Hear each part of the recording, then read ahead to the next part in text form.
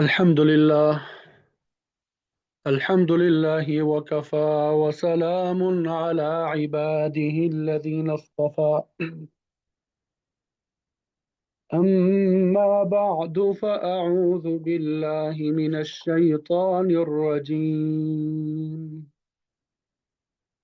بسم الله الرحمن الرحيم.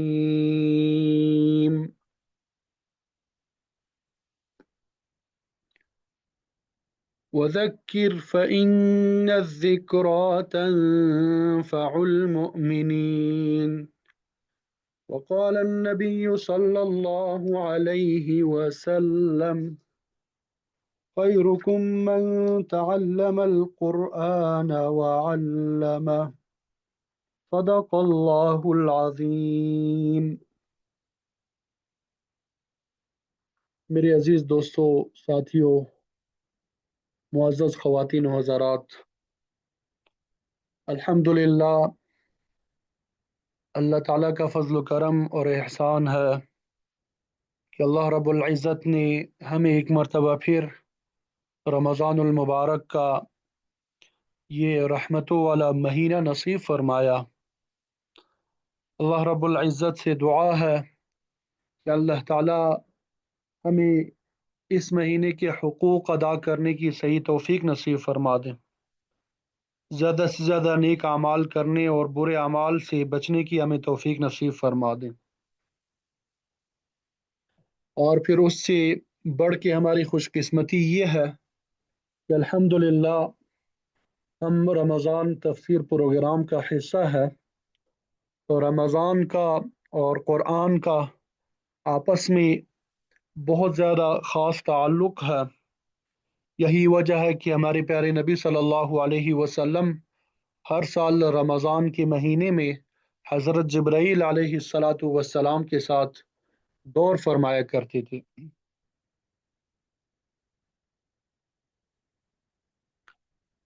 تو سب سے پہلے میں آپ سب کو اس دورے میں، اس پروگرام میں شرکت کرنے والے تمام طلباء اور طالبات کو خوش آمدید کہتا ہوں، اور اللہ تعالیٰ سے دعا ہے کہ اللہ رب العزت ہمیں اس کو خیر و عافیت کے ساتھ اس دورے کو مکمل کرنے کی توفیق نصیب فرما دیں، اور ہمارے لیے اس کو باعث برکت اور باعث رحمت بنا دیں۔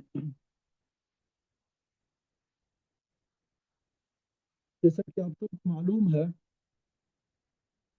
کہ اس دورے میں ہم انشاءاللہ روزمرہ جو صورتیں ہم تلاوت کرتے ہیں، یا جو صورتیں تلاوت کی جاتی ہے روزمرہ کی بنیادوں پر، ایک مسلمان کو تلاوت کرنا چاہیے، انشاءاللہ ان کی تفسیر اور ان کا ترجمہ آپ کے سامنے بیان کریں گے۔ اور آغاز جو ہے سورہ یاسین سے ہوگا، اور پھر اس کے بعد دیگر صورتیں مثلا سورہ رحمان، سورۃ الملک، سورۃ النبأ، اور سورۃ الفتح، سورہ الف لام میم السجدہ، سورۃ الکہف وغیرہ، اسی طرح مختلف صورتیں ہیں جن کا ترجمہ اور تفسیر آپ کے سامنے انشاءاللہ بیان کریں گے۔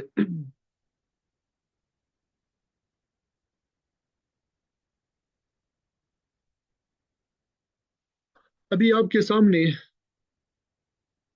ایک حدیث مبارکہ تلاوت کرنے کی سعادت حاصل ہوئی: خیرکم من تعلم القرآن وعلمہ۔ آپ سب کو یہ حدیث بھی معلوم ہے اور اس کا ترجمہ بھی معلوم ہے کہ تم میں سے بہترین شخص وہ ہے جو قرآن مجید سیکھے اور دوسروں کو سکھائے۔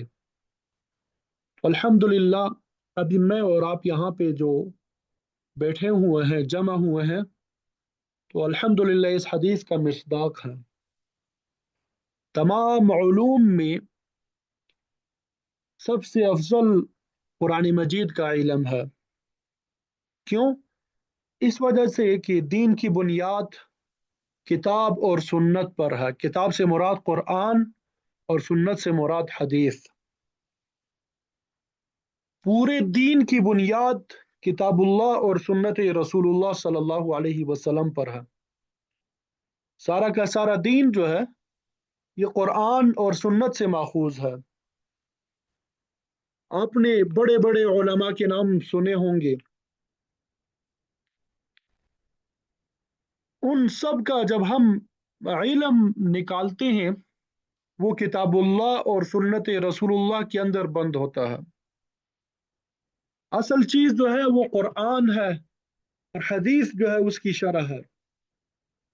जिस तरह कुरान मजीद में फरमाया गया है, अकीमुस्सलात व आतुज़्ज़का, कि नमाज को कायम करो, ज़कात को अदा करो। अब कुरान मजीद ने यह हुक्म दे दिया कि नमाज कायम करो, लेकिन नमाज किस तरीके से कायम करें, कितने वक्त पढ़ें, 5 वक्त पढ़ें या 3 वक्त पढ़ें, फजर में कितनी रकातें होंगी, जोहर में कितनी रकातें होंगी, असर में कितनी होंगी, मगरिब में कितनी होंगी, ईशा में कितनी होंगी। इसी तरह आतुज ज़का, कुरान मजीद में फरमाया कि ज़कात अदा करो। अब ज़कात कितनी अदा करनी है, हर साल देनी है, हर महीने देनी है, या साल में 2 मरतबा देनी है? कुरान मजीद इससे खामोश है। आप सल्लल्लाहु अलैहि वसल्लम ने अपनी सुन्नत के जरिए से, अपनी अहादीस के जरिए से, अपने अमल के जरिए से इसकी वजाहत फरमा दी और हमें बता दिया कि नमाज को इस तरीके से पढ़ो, 5 वक्त पढ़ो। फजर की इतनी रकात, जोहर की इतनी, असर की इतनी, मगरिब की इतनी, ईशा की इतनी। इसी तरह रोजा रखने का तरीका भी बता दिया कि इस तरीके से रोजा रखा जाता है।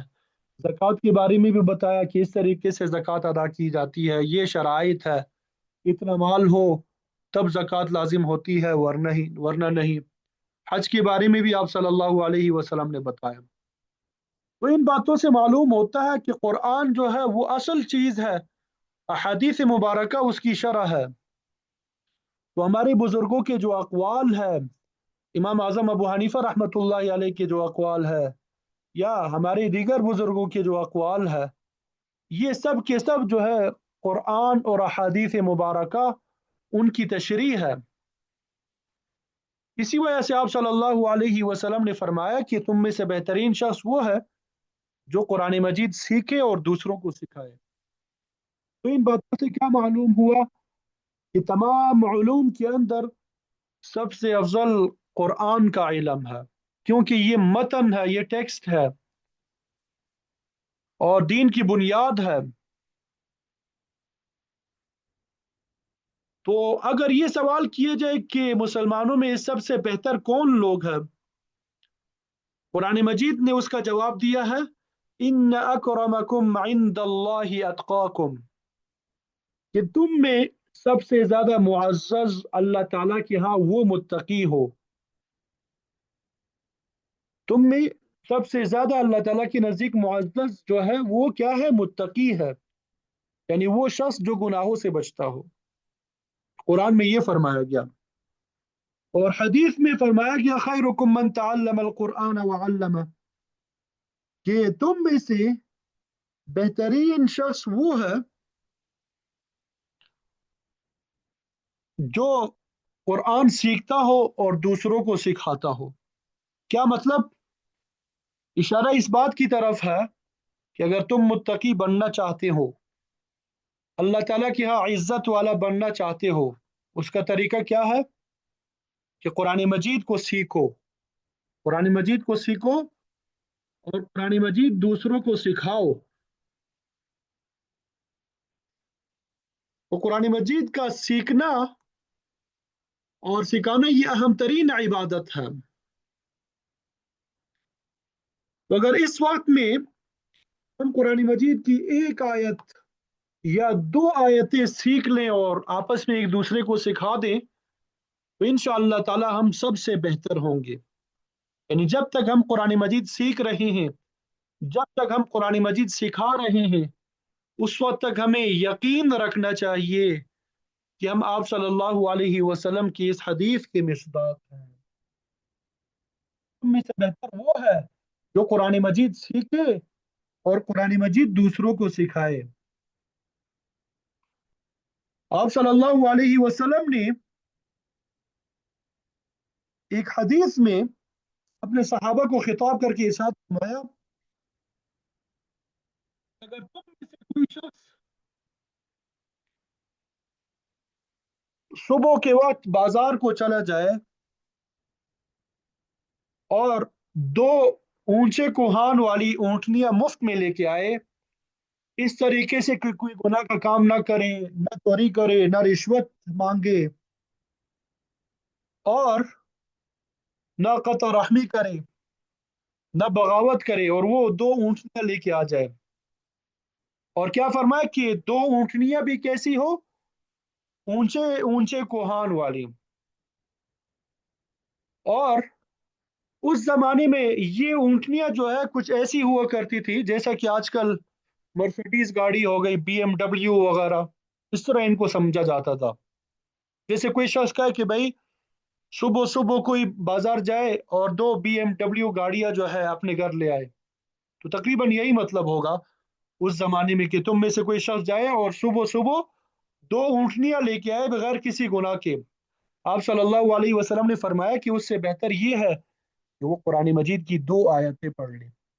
यानी किसी के घर में दो नई गाड़ियां आके खड़ी हो जाए, दो ऊंटनियां आके खड़ी हो जाए, तो उसके लिए इतना फायदा नहीं है दुनिया और आखिरत का जितना कि कुरान मजीद के पढ़ने से उसको फायदा होगा।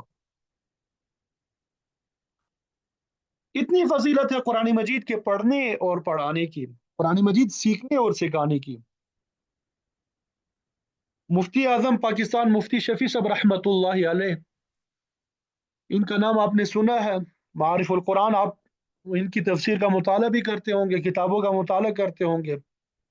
हमारे दादा उस्ताद मुफ्ती शफी साहब दामत बरकातुहुमुल आलिया के उस्ताद है, वालिद मोहतरम है, हमारे दादा उस्ताद बनते हैं। तो जब वो तफसीर मारिफुल कुरान लिख रहे थे, उस जमाने में मुफ्ती शफी साहब रहमतुल्लाहि अलैह को दिल का दौरा पड़ा, हॉस्पिटल में दाखिल हो गए, और उनको ये ख्याल हुआ कि शायद मैं अपनी तफसीर मुकम्मल नहीं कर सकूंगा। लेकिन वहां से सेहतियाब होकर अल्हम्दुलिल्लाह वापस आ गए। 2 महीनों तक डॉक्टर ने बिल्कुल सख्ती से मना कर दिया था कि कोई काम आपने नहीं करना। तो हजरत ने ऐसा ऐसा कलम से मालना शुरू किया और लिखना शुरू किया। तो हजरत ने वहां लिखा कि मैं जो ये तफसीर लिख रहा हूँ, मेरा ये मकसद नहीं है कि मैं तफसीर मुकम्मल कर लूँ, मेरा ये मकसद नहीं है कि तफसीर मुकम्मल कर लूँ, बल्कि मेरा मकसद ये है कि मैं इस तफसीर में अपनी ज़िंदगी ख़त्म कर दूँ।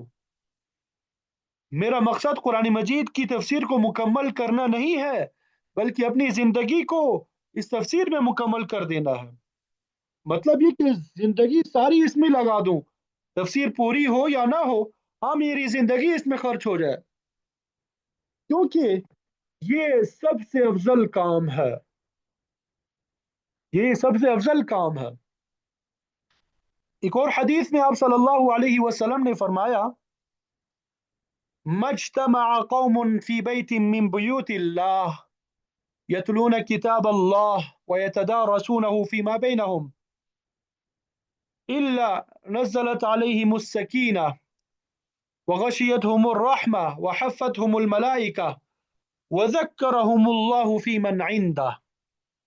कि जब भी कुछ लोग अल्लाह के घरों में से किसी घर में जमा होते हैं, अल्लाह ताला की किताब पढ़ते हैं, आपस में एक दूसरे को उसका दर्स देते हैं, तो अल्लाह ताला की सकीनत उन पर नाजिल होती है, अल्लाह ताला की रहमत उनको ढांप लेती है, और फरिश्ते चारों तरफ से उनको घेर लेते हैं, और अल्लाह ताला अपने मलाइका मुकर्रबीन में उनका जिक्र फरमाते हैं। यानी हक ताला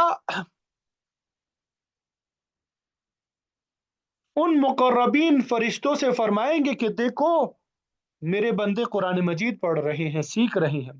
तो कितनी फजीलत है कुरान मजीद सीखने और सिखाने में। जितना हम कुरान मजीद के करीब होते चले जाएंगे, उतना ही हमारे आपस की इख्तिलाफात जो है, इख्तिलाफात से हम दूर होते चले जाएंगे, हमारे जहनों के अंदर उतनी वसात आती चली जाएगी। इसलिए कि कुरान मजीद जहन के अंदर वसात पैदा करता है, आफाकी सोच पैदा करता है, बुलंद किरदार पैदा करता है। कुरान मजीद से बढ़कर अफजल कलाम इस दुनिया में नाजिल नहीं हुआ। हजरत शेखुल हिंद रहमतुल्लाह अलैह, जिनकी ये तफसीर तफसीर उस्मानी मशहूर है, आप लोगों के पास होगी, उनका वाकया आपने सुना होगा। दोबारा सुनाता हूँ आपको। शेखुल हिंद मौलाना महमूद उल हसन देवबंदी रहमतुल्लाह अलैह, जो हमारे तकरीबन तमाम बड़े बड़े अकाबिर असातिज़ा के उस्ताद है। मुफ्ती शफी साहब रहमतुल्लाह अलैह के उस्ताद है, थानवी हजरत मदनी के उस्ताद है। हजरत मुफ्ती शफी साहब रहमतुल्लाह अलैह ने उनका वाकया सुनाया कि उनको अंग्रेज़ों ने गिरफ्तार किया और माल्टा के जजीरे में उनको भेज दिया। 2 साल तक तकरीबन वहाँ कैद में गिरफ्तार रहे। तो उसी ज़माने में उन्होंने कुरान मजीद का तर्जुमा लिखना शुरू किया, जो तर्जुमा शेखुल हिंद रहमतुल्लाह अलैह के नाम से मारूफ और मशहूर है। और फिर उन्होंने तफसीर भी लिखनी शुरू की, और तकरीबन 6 सिफारों तक तफसीर लिखी थी कि उनका इंतकाल हो गया। बाद में मौलाना शबीर अहमद उस्मानी साहब रहमतुल्लाह अलैह ने उस तर्जुमे और तफसीर को पूरा किया, तो उसे कहा जाता है तफसीर उस्मानी। तो जब वो 2 साल कैद में गुजारने के बाद वापस दारुल उलूम देवबंद तशरीफ लाए, क्योंकि देवबंद ही के रहने वाले थे, वहीं से गिरफ्तार हुए थे, तो उधर ही वापस आ गए। तो मुफ्ती शफी साहब रहमतुल्लाह अलैह फरमाते हैं कि शेखुल हिंद रहमतुल्लाह अलैह बैठे हुए थे और दारुल उलूम के सारे बड़े बड़े असातिज़ा मौजूद थे। तो हजरत ने फरमाया कि मैं माल्टा की ज़िंदगी में, यानी गिरफ्तारी के ज़माने में, ये सोचता रहा कि आखिर मुसलमान क्यों तबाह और बर्बाद है। मुसलमानों के पास बड़ी ताकत है, उनके पास ममलकतें हैं, तरह तरह की नेमतों से अल्लाह ताला ने इन मुसलमानों को नवाजा है, लेकिन फिर ये मुसलमान क्यों तबाही का शिकार है, क्यों पस्ती का शिकार है, काफिर इनके ऊपर क्यों गालिब है। तो फरमाया कि मैं बहुत सोचता रहा, आखिर मैं इस नतीजे पे पहुंचा कि मुसलमानों की तबाही की बुनियादी तौर पे 2 सबब है। अब सारे बड़े बड़े असातिज़ा मौजूद थे, सब ने कान लगा दिए कि इतना बड़ा शेखुल हिंद है, इतनी सोच विचार के बाद उसने जो 2 वजह तलाश की है, वो क्या हो सकती है। शेखुल हिंद रहमतुल्लाह अलैह ने फरमाया कि मैं सोचता रहा, तो मुझे मुसलमानों की तबाही की 2 वजह मालूम हुई। एक वजह मुसलमानों की आपस की इख्तिलाफात है। ये जो आपस की इख्तिलाफात और लड़ाइयाँ हैं, इससे मुसलमानों को शदीद नुकसान पहुंचा है। इससे मुसलमान तबाह और बर्बाद बर्बाद हुए हैं। और दूसरी जो चीज़ है, वो कुरान मजीद को छोड़ना, कि हम लोगों ने कुरान मजीद को छोड़ दिया है। तो फरमाया कि मुसलमानों की तबाही के यही 2 सबब है। और शेख हिंद रहमतुल्लाह अलैह ने फरमाया कि मैंने यह आहद किया है कि बाकी सारी जिंदगी इन ही 2 कामों में लगाऊंगा, कि मुसलमानों के दरमियान जो इख्तिलाफात है उन्हें कम करूंगा, और कुरान मजीद की तालीम जो है आम से आमतर करूंगा। हम भी इंशाल्लाह अहद करते हैं कि इंशाल्लाह इन दो दो कामों में हम भी खिदमत करेंगे। अल्लाह रब्बुल इज्जत हमें तौफीक नसीब फरमाए। आप लोग अहद करते हैं इंशाल्लाह।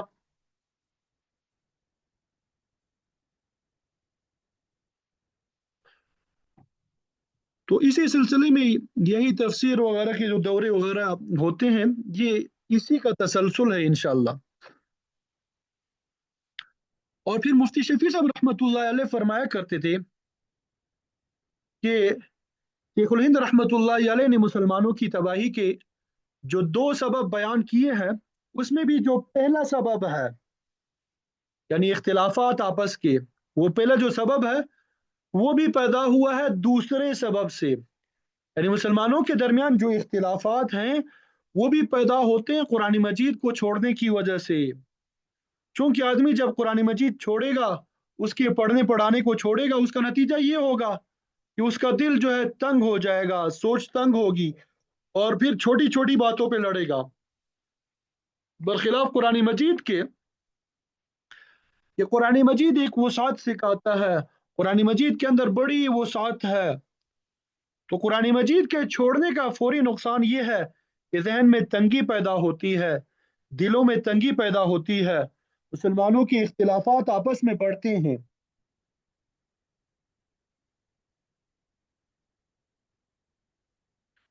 इसीलिए मुफ्ती शफी साहब रहमतुल्लाह अलैह ने अपनी सारी जिंदगी कुरान मजीद की खिदमत में लगाई। हालांकि वो मुफ्ती थे, फतवे का काम करते थे, उनकी शोहरत भी मुफ्ती के एतबार से थी, लेकिन दरस कुरान जगह जगह देते रहे।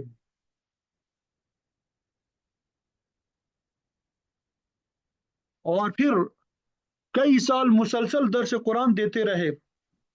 और फिर उसके बाद तफसीर मारिफ और कुरान भी लिखी, जो 8 जिल्दों में शाया हुई है, और हर एक जो है आज उससे फायदा उठा रहा है। तो इन बातों के जिक्र करने का मकसद यही है। अभी हम जो कुरान को समझने की कोशिश करेंगे, कुरान मजीद की कुछ सूरतों को पढ़ने की कोशिश करेंगे, ये बड़ा आजीम शान काम है, ये बड़ी सादत की बात है। हम सबको मालूम है कि कुरान मजीद अल्लाह ताला का कलाम है, और ये हमारे लिए है। और ये हमारा अकीदा है कि ये कुरान मजीद तो अल्लाह का कलाम है, अल्लाह ताला ने हमारे लिए नाजिल फरमाया है। तो इसका लाजिमी तकाजा ये है कि हम अपने लिए अल्लाह ताला की इस पैगाम को समझने की कोशिश करें। हम अपने लिए अल्लाह ताला की इस पैगाम को समझने की कोशिश करें।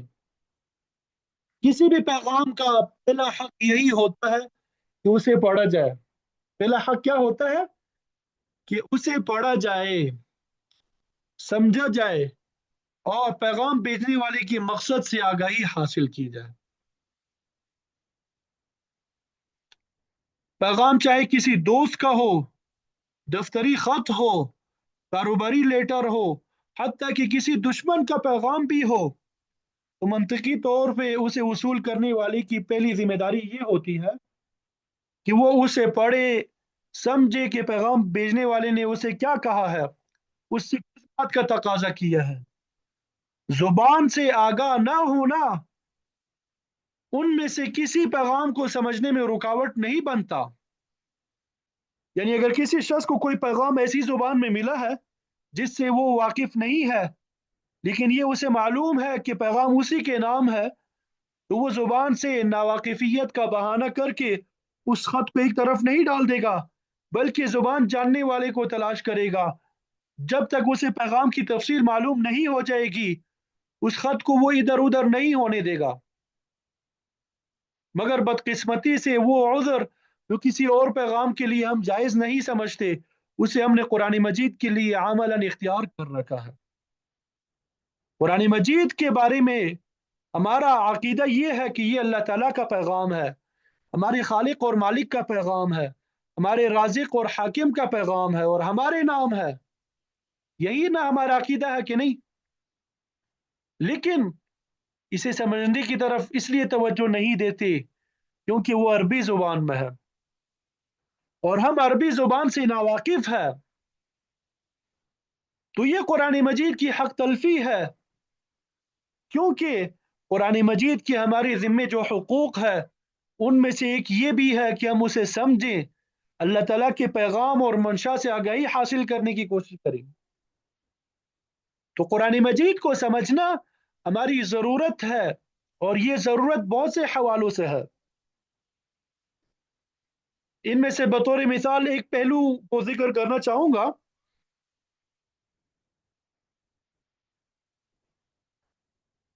हमारे उस्ताद मौलाना जाहिद और राशिदी साहब दामद बरकातुहुमुल आलिया,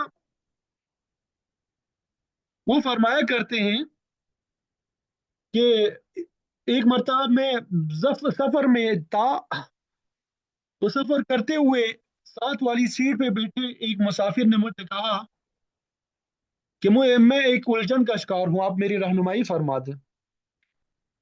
कहने लगा कि उलझन ये है कि हमारे यहाँ मुख्तलिफ उलमाए किराम आते हैं और एक दूसरे से मुख्तलिफ मसाइल बयान करते हैं, लेकिन सब जो है वो कुरान मजीद की आयत पढ़ते हैं।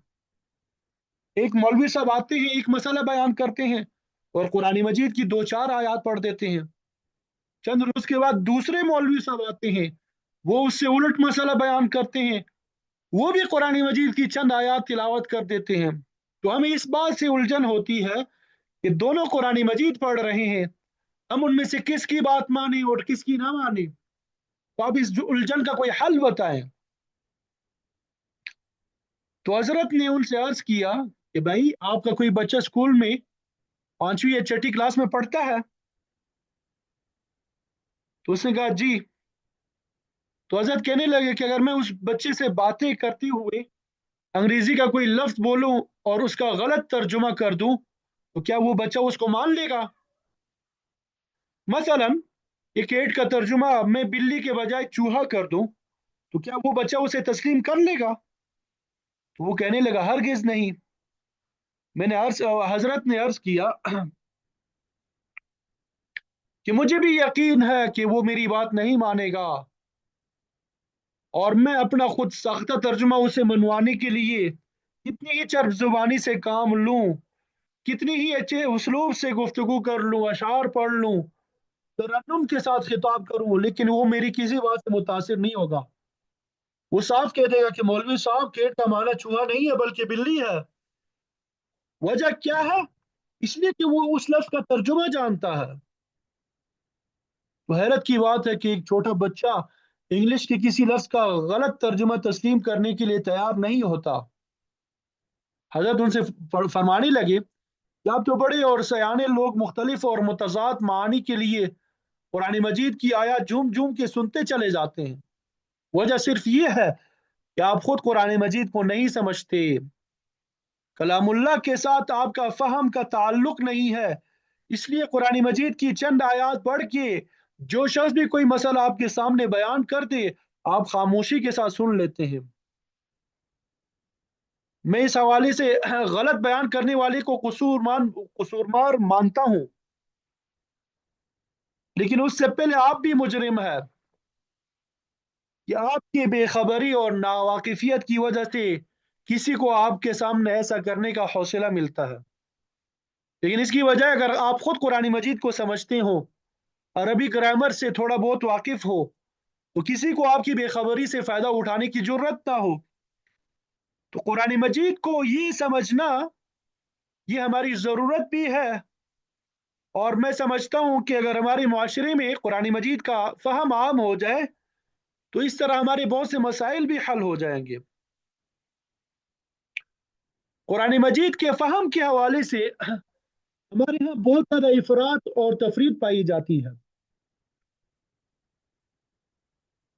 ایک طرف تو یہ ذہن ہے کہ قرآن مجید کو سمجھنا عام آدمی کے بس کی بات نہیں ہے، اس کو سمجھنے کے لیے بہت سے علوم پر مہارت کا ہونا ضروری ہے، اس کے بغیر قرآن مجید کے ترجمے اور مفہوم کی طرف توجہ دینا غلط ہے۔ اس لیے بس قرآن مجید کی تلاوت کرتے رہو، اس کے سمجھنے کا معاملہ صرف علماء کرام پہ چھوڑ دو۔ یہ ایک طرف کی انتہا ہے، یہ ایک ذہن یہ ہے، ایک سوچ یہ ہے، اور دوسری طرف کی انتہا یہ ہے کہ جس شخص کو عربی زبان سے تھوڑی بہت واقفیت حاصل ہو جاتی ہے، وہ قرآن مجید کو تھوڑا بہت سمجھنے لگتا ہے، وہ اپنے آپ کو مفتی اور شارح سمجھتا ہے، اور پھر اس کا تقاضا یہ ہوتا ہے کہ وہ قرآن مجید کی تعبیر اور تشریح جو ہے وہ سمجھتا کہ مجھے اتھارٹی سمجھ لیا جائے، مجھے اتھارٹی تسلیم کیا جائے، اور پھر ہر دینی مسئلے میں ٹانگ اڑانے کو وہ اپنا حق سمجھنے لگتا ہے۔ تو یہ دونوں باتیں غلط ہے۔ یہ کہنا بھی غلط ہے کہ عام مسلمان کو قرآن مجید کے سمجھنے کی طرف توجہ نہیں کرنی چاہیے، اور یہ بھی غلط ہے کہ جس کو تھوڑا بہت قرآن مجید سمجھ آنے لگے وہ اتھارٹی بن کے بیٹھ جائے اور دین کے ہر مسئلے پہ رائے دینا شروع کر دے۔ قرآن مجید کے نفس مفہوم کو سمجھنا اور چیز ہے، اور یہ کہ ہر مسلمان مرد اور عورت کی ذمہ داری ہے کہ نفس مفہوم کو سمجھ لے۔ ہر مسلمان مرد اور عورت کی ذمہ داری ہے کہ قرآن مجید کی تلاوت کرتے ہوئے سمجھ رہا ہو کہ اس آیت میں کس چیز کا حکم ہے اور اس آیت میں مجھ سے کیا تقاضا کیا گیا ہے۔ لیکن قرآن کی تشریح کا حق، اس سے مسائل اور احکام کے استنباط کا حق اس سے بالکل مختلف چیز ہے۔ یہ صرف اس عالم کا حق ہے جو قرآن مجید کی تفسیر اور تشریح کی شرائط کا حامل ہو، مسلمہ اصولوں کے مطابق وہ اس کی اہلیت اور صلاحیت رکھتا ہو۔ تو وہ دو باتیں ہو گئی، تو قرآن مجید کے نفس مفہوم کو سمجھنا یہ ہر مسلمان مرد اور عورت کی ذمہ داری ہے۔ اور دوسری بات یہ ہے کہ قرآن مجید کی تشریح کرنا، اس سے مسائل اور احکام کو مستنبط کرنا، یہ صرف اس عالم کا حق ہے جو قرآن مجید کی تفسیر اور تشریح کی شرائط کا حامل ہو، مسلمہ اصولوں کے مطابق وہ اس کی صلاحیت رکھتا ہو۔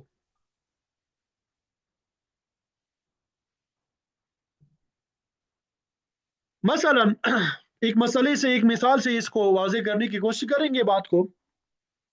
قانون سے آگاہ ہونا اور بات ہے، اور قانون کی تشریح کرنا اس سے بالکل مختلف چیز ہے۔ ایک ہوتا ہے قانون سے آگاہ ہونا، کہ قانون کے بارے میں آپ کو معلوم ہو کہ یہ قانون ہے، اور دوسرا یہ کہ قانون کی تشریح کرنا، کہ آپ قانون کی تشریح کرنے لگ جائے۔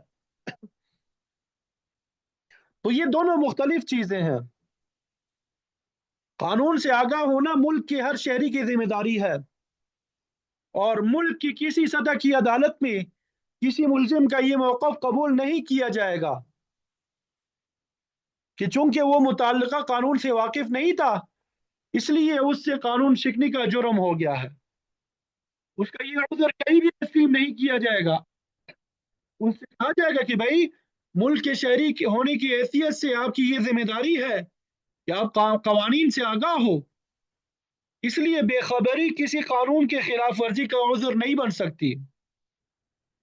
لیکن قانون کی تشریح کا حق ہر شخص کو حاصل نہیں ہے، اور نہ ہی قانون پہ بحث کرنے، دلائل دینے کا ہر شخص کو حق حاصل ہے۔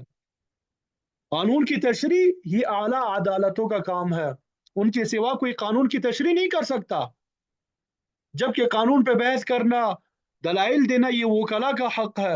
ان کے علاوہ کوئی عدالت کسی شخص کو، اور اس کا قانون کا مطالعہ کتنا وسیع کیوں نہ ہو، کسی قانون کی تشریح میں دلائل دینے اور بحث کرنے کا حق نہیں دے گی اسے۔ اس لیے جس طرح قانون سے واقف ہونا ہر شہری کا صرف حق نہیں بلکہ ذمہ داری ہے، لیکن قانون پہ بحث کرنا وکلا کا اور اس کی تشریح کرنا اعلیٰ عدالتوں کے جج صاحبان کا کام ہے، ان کا حق ہے۔ اسی طرح قرآن مجید کے نفس مفہوم سے واقف ہونا یہ ہر مسلمان کی ذمہ داری ہے۔ یہ کیا ہے؟ ہر مسلمان کی ذمہ داری ہے، لیکن اس کی تشریح کرنا اور اس کے بیان کردہ مسائل پہ بحث کرنا یہ صرف ان علماء کرام کا کام ہے جو اس کی اہلیت رکھتے ہو، جو اس کی کیا کرتے ہو؟ اہلیت رکھتے ہو۔ تو فہم قرآن کے لیے ان ضروری تقاضوں کو ہم ملحوظ رکھیں گے تو قرآن مجید کے ساتھ ہمارا فہم اور ادراک کا تعلق جو ہے وہ قائم ہوگا، اور ہم جو ہے بہت سی گمراہیوں سے بچے رہیں گے۔ تو ان گزارشات کے ساتھ اس ترجمہ قرآن کی کلاس کی آغاز پر میں آپ سب کو مبارکباد دیتا ہوں، اور میں اللہ تعالیٰ سے دعا کرتا ہوں کہ اللہ رب العزت مجھے بھی توفیق نصیب فرما دے کہ قرآن کا صحیح فہم مجھے نصیب ہو، اور پھر آپ تک میں صحیح طریقے سے قرآن کا جو صحیح فہم ہے، قرآن کے صحیح تعلیمات ہے، پہنچانے کی توفیق نصیب فرما دے۔ اللہ تعالیٰ سے دعا ہے کہ ہمیں خیر و عافیت کے ساتھ اس دورے کو مکمل کرنے کی توفیق نصیب فرما دے، قرآن کا صحیح فہم ہمیں نصیب فرما دیں، قرآن مجید کے احکامات پہ عمل کرنا ہمارے لیے آسان بنا دیں، قرآن، حدیث، فقہ اور ان سے متعلقہ علوم کی ہمیں ایسی خدمت کی توفیق نصیب فرما دیں جو قیامت تک قائم اور دائم رہے، اور ہم سب کے لیے جاری صدقہ جاریہ بن سکے۔ رمضان کا یہ مبارک مہینہ ہے، اس مبارک مہینے میں ہم پہ اپنی رحمتوں کا نزول فرما دے، اور ہمیں صحیح طریقے سے اور رمضان المبارک سے استفادہ کرنے کی توفیق نصیب فرما دے۔